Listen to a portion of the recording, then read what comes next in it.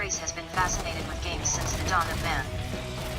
They teach us to cooperate with each other, discern between truth and lies, critical thinking skills, and so much more. To understand their implications, it is important to understand their history. One of the oldest games known is Senet, which was founded in ancient Egypt.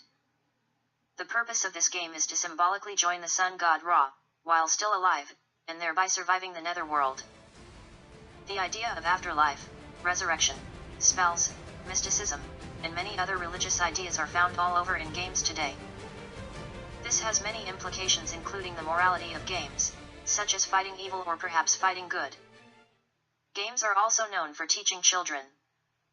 Games such as chess were used in one-year-long study of middle schoolers in Venezuela. It was shown that students made substantial improvements in problem-solving and general IQ scores. Elderly have also been shown to benefit from games.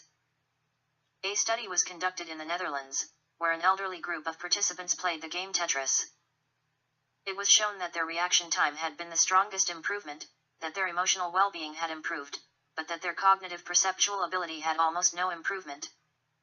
For some of us, the daily grind can be extremely stressful. The way that games benefit adults is reduction in stress through the triggering of dopamine receptors. In one study, the participants playing a tank driving game had large spikes of dopamine flood the brain.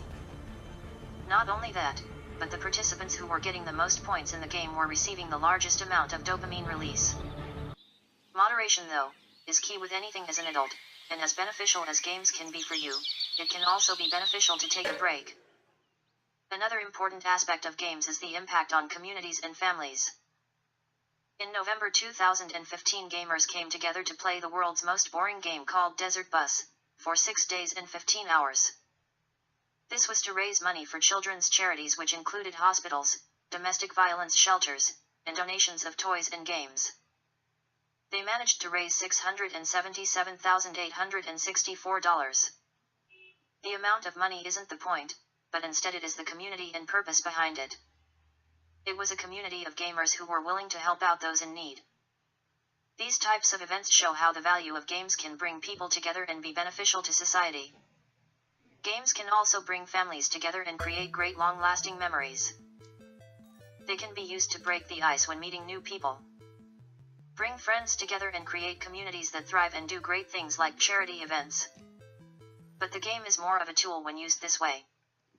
It is something that we can implement into our lives and use it for a greater purpose. When we start to see games in this fashion, what we are really doing is using what games have been designed to teach us. Teamwork, respect, patience, critical thinking, and when we actually start to use those types of values in a healthy manner, we can say that games make a positive impact on society. While there are many concerns over the effects of video games, one of them is the effect of isolation caused by video games. Some people can get so intertwined with playing video games, that their real-life relationships can become totally neglected. This can have serious effects not only on the individual but also on their friends and family. This is the point of when video games have become a drug, an addiction to get the next high of victory, finding the rarest item, beating the hardest boss, etc. Violence in video games is another concern. We need to look at all variations of violence rather than compartmentalizing video games for the only source.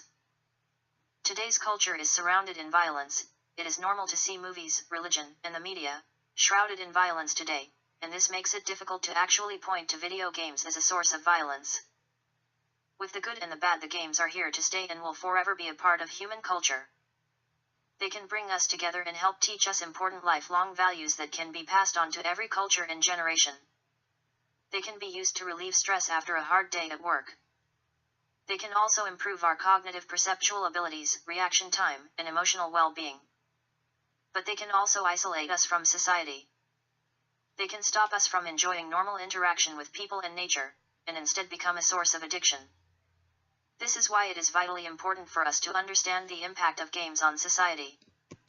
Because at the end of the day, it is what we hold on to as being the most valuable, that makes us who we are.